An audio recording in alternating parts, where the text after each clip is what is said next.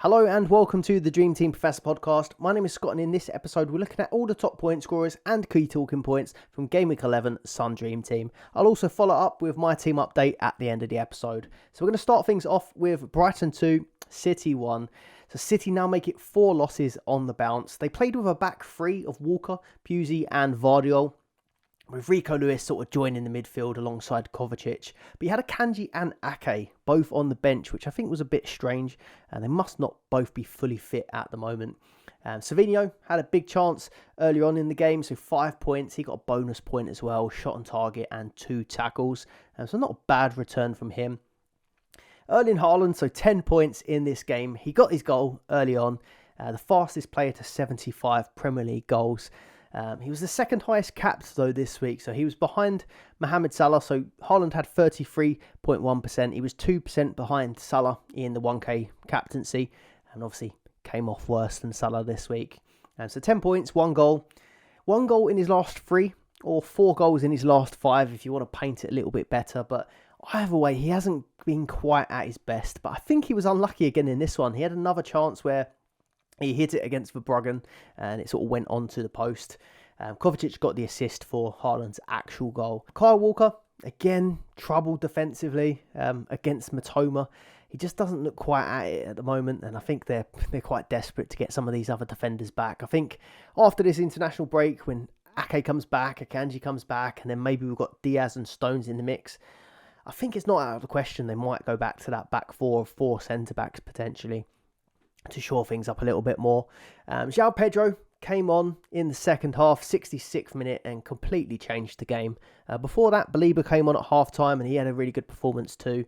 But João Pedro, a goal and an assist, 12 points. It was a scrappy goal, really poor defending from City, but they all count. And I think he's going to be on the radar for quite a lot of people once European football has ended. And then we go into that period of playing sort of just Premier League games and some Premier League double game weeks. Like I said, 4 losses in a row now for City. Lots of their players have pulled out of international duty. It's not just them, it's been from quite a few other clubs as well. So I'm expecting that they might come back stronger after the international break. Foden, pretty popular, just the 4 points for him. 1 player performance mark off of getting the extra 2 bonus points though. 1 big chance created.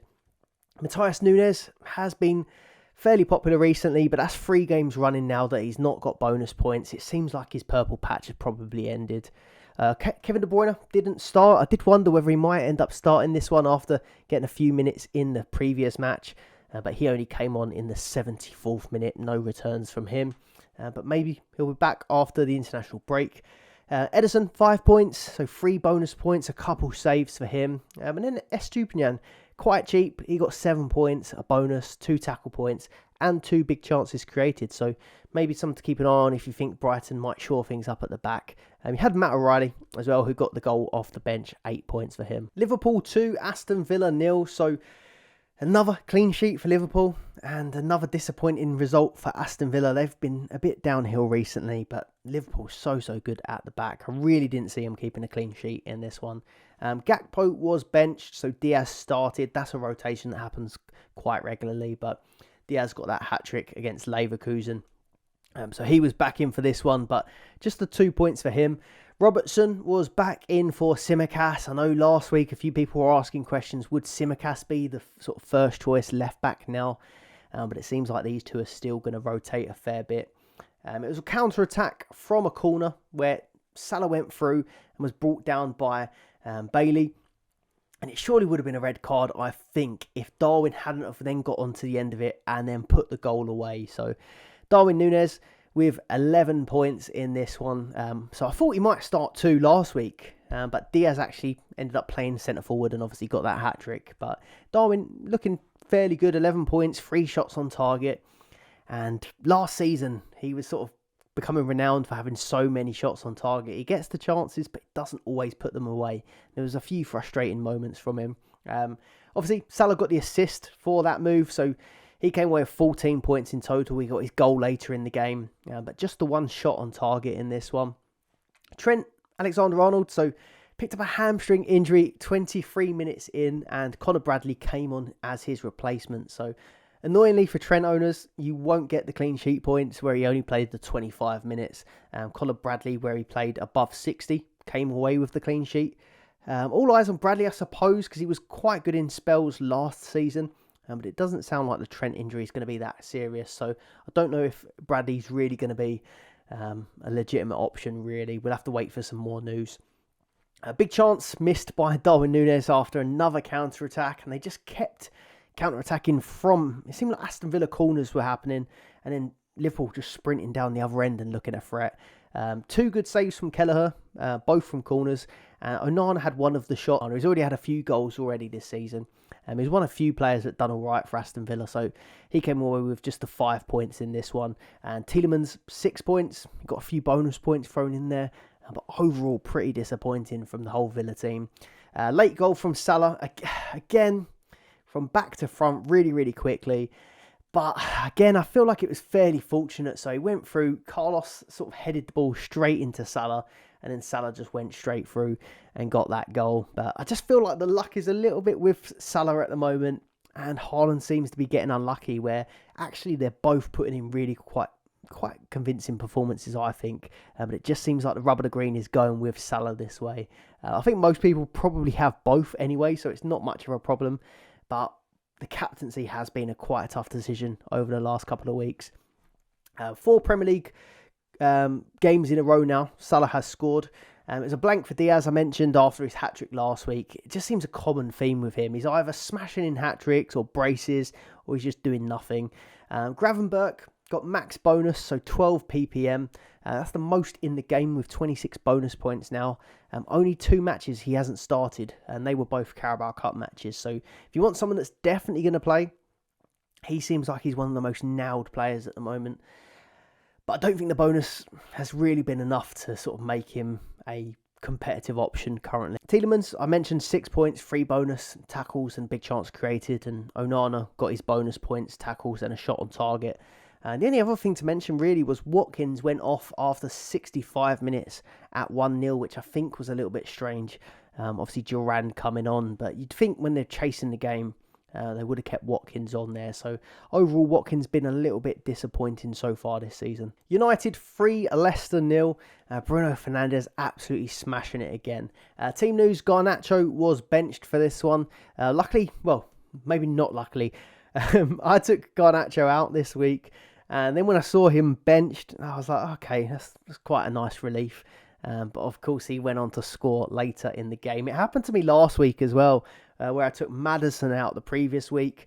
He was benched, I was relieved, and then he scored a free kick with like a few minutes to go. So, yeah, just because your player's benched may not always be the end of the world. And Garnacho does seem to have a habit of doing well off the bench. It was a lovely long-range goal from Bruno for the first one, assisted by Amad Diallo. Curled it into the bottom corner from the edge of the box. Mazraoui got a cross onto Bruno Fernandes, but it looked like it deflected off the defender. So initially Mazraoui was given the assist, and he was someone that I brought in this week, and I was pretty chuffed with that. But it ended up being an own goal.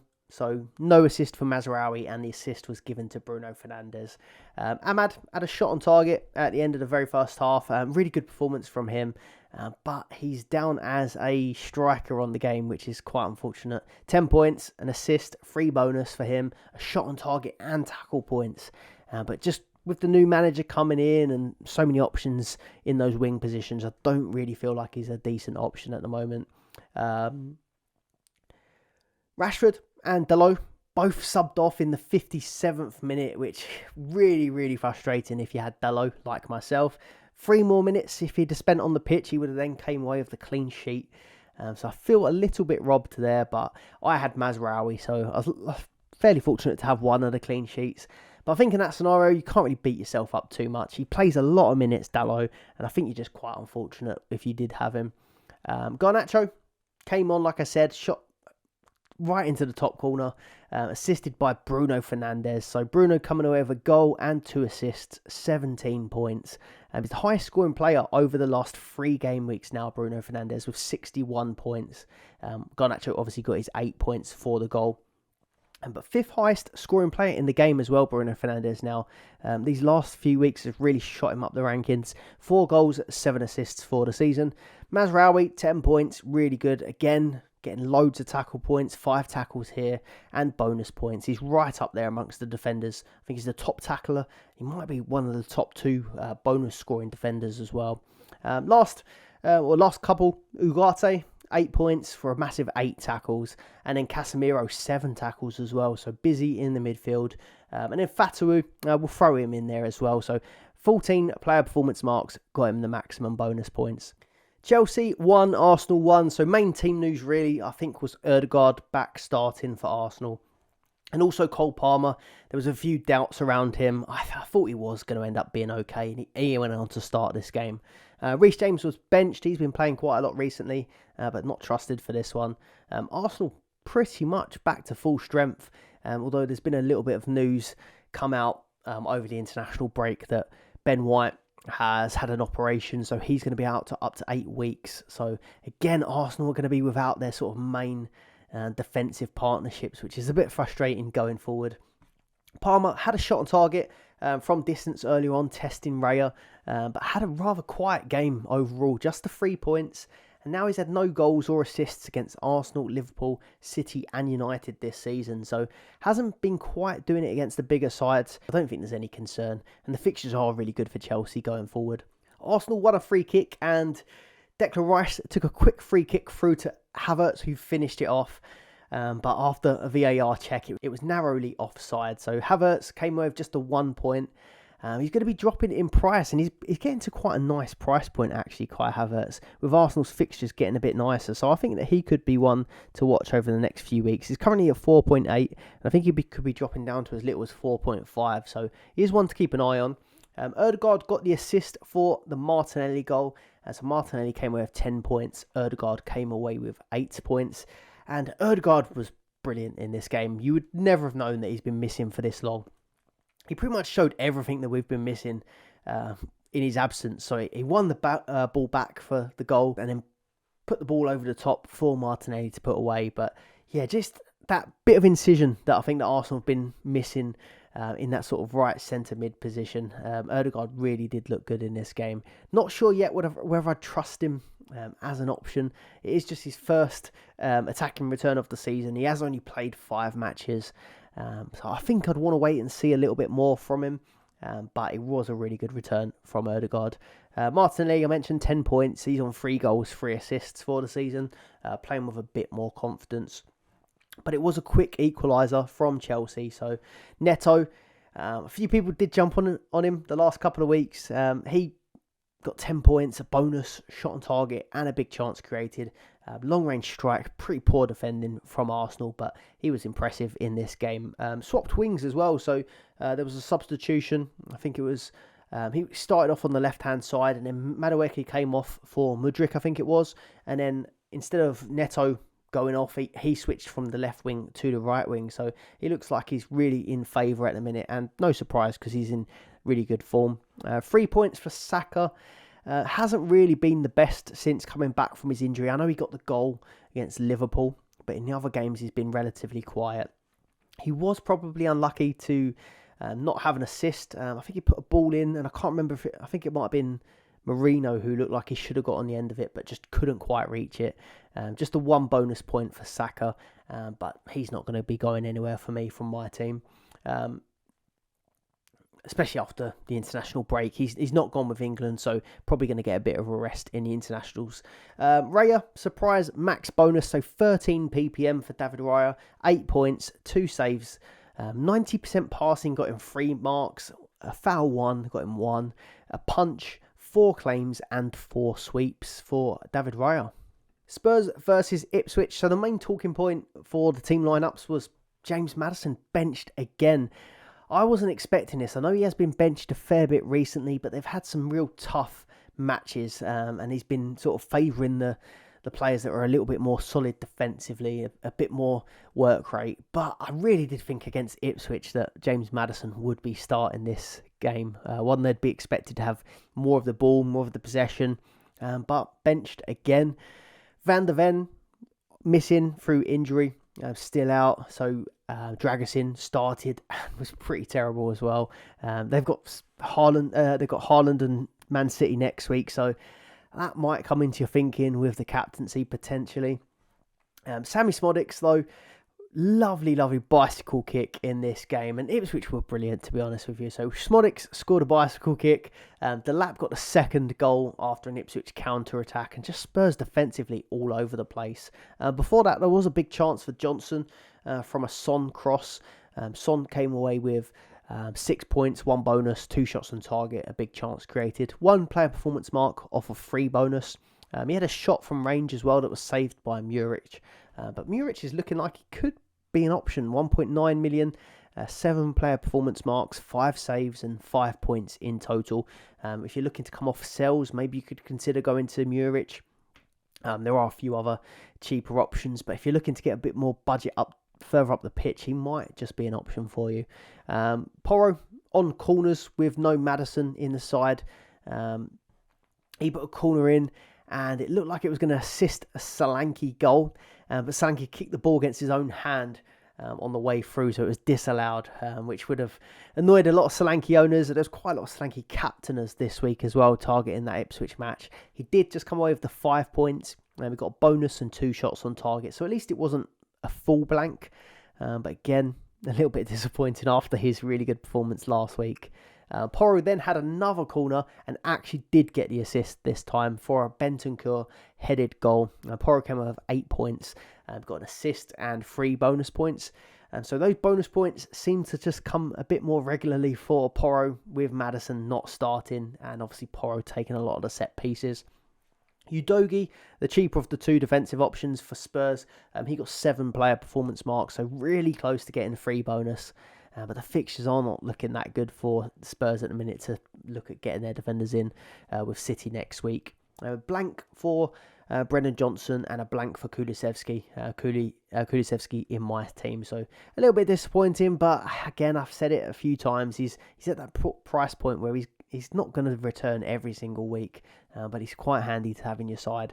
You got 12 points for Delap for his goal and assist, and then 11 points for Szmodics for his lovely bicycle kick. One other person to mention, Amari Hutchinson, previously of Arsenal and Chelsea, got maximum bonus in this game, so 13 player performance marks. Forest 1, Newcastle 3. So it was a Murillo goal from a Langer free kick to start off with. So we got the first goal of the game. The defenders seem to chip in with attacking returns fairly regularly now. A couple saves from Sells, but just the 1 point from this match. So obviously because the goals conceded. And he's got some really tough matches coming up soon. Arsenal, City, United, Villa, all in the next 4 game weeks. So it might potentially be a time to sadly say goodbye to Sells. We'll talk about that in another episode. Isak reacted to a knockdown from a corner and scored his 4th consecutive goal. So he's in red hot form at the moment. 12 points, goal and an assist in this game. He's the 4th highest scorer over the past 3 game weeks as well. So really is in form. Just hoping he comes back from international duty. I think he's gone on international duty. But yeah, just when he goes away, you always got to be careful that he doesn't come back injured, because he does struggle with his injuries at times. Big chance missed from Isak from a Willock cross, so could have even had more.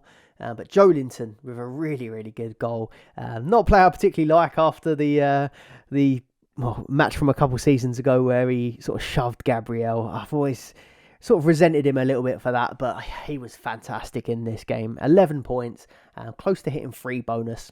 But cut in off the right-hand side and put it into the far corner. Isak got the assist for it, but it was just all Joe Linton, that goal. So, yeah, really impressive game from him. He's been in good form recently. Harvey Barnes come off the bench and grabbed the goal with a Tonali assist. Hall and Livramento doing well for bonus points, so 5 points for each of them, and then 3 bonus each in this game. Quite rare to have no bonus for Bruno Guimaraes, just the 3 points. 1 PPM though, off of getting 1 bonus point. Chris Wood, his Nice form didn't really continue into this one, so just the 2 points, but we'll let him off. Aina and Lewis Hall, so both on 67 points in total now. I noticed them in the defenders list, or top defenders list. They are the 2 highest scoring defenders that are not playing European football. So Aina from Nottingham Forest and Lewis Hall from Newcastle, both doing pretty well amongst some of the other defenders.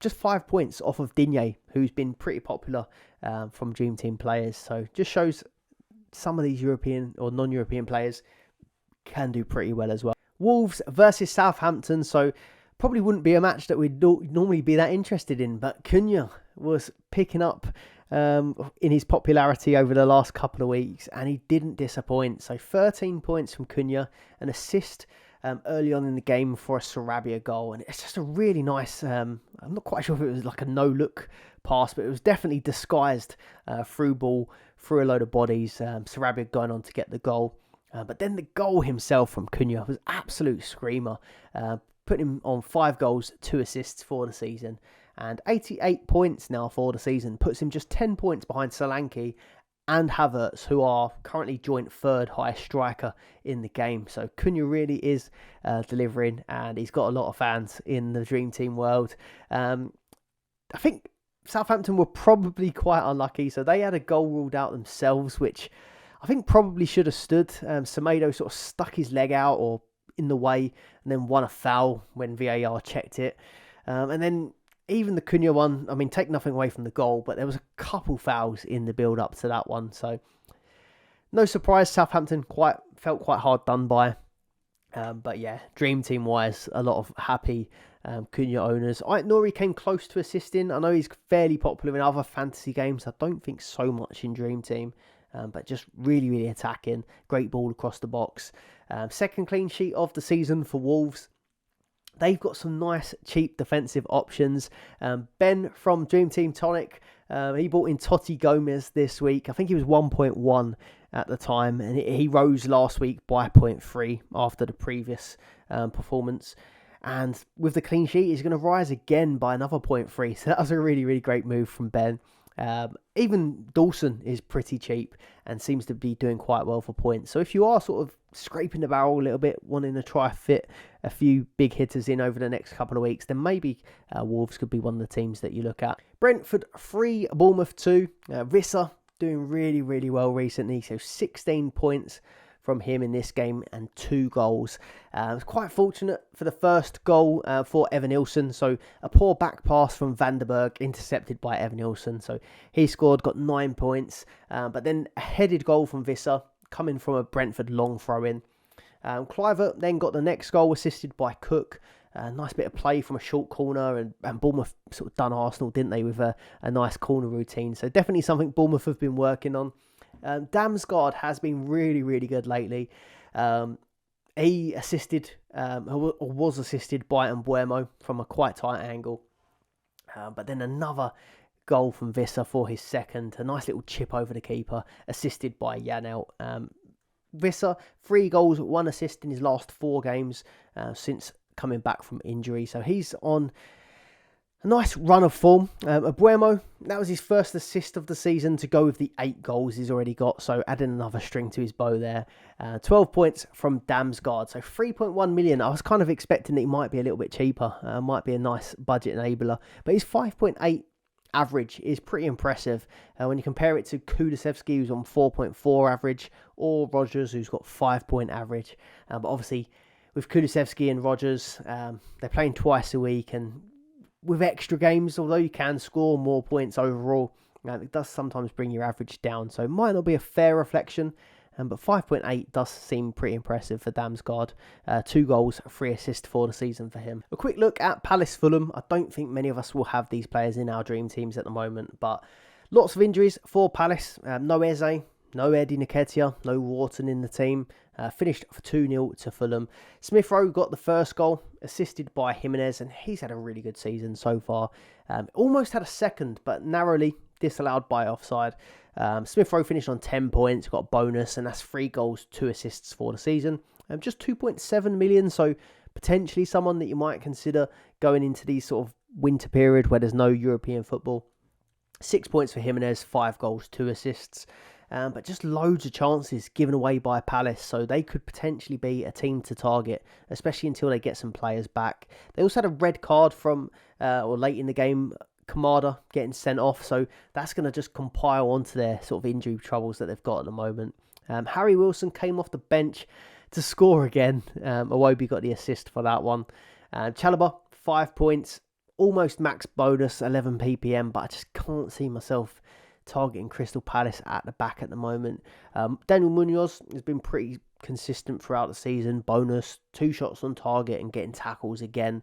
But for the same reasons, I just don't think we're going to be targeting Crystal Palace defence. West Ham 0, Everton 0. I wondered whether to keep this one in because it really was a poor match. Pretty dull game to watch. Bowen, though, came away with 8 points. He was pretty much one of the key performers. A few big points from the back with the clean sheets. But Bowen, 8 points, 3 bonus, shot on target and tackles. And he might be of interest going into this period with no European football. But I just think West Ham have probably not been that reliable recently, especially no Kudus as well at the moment through suspension.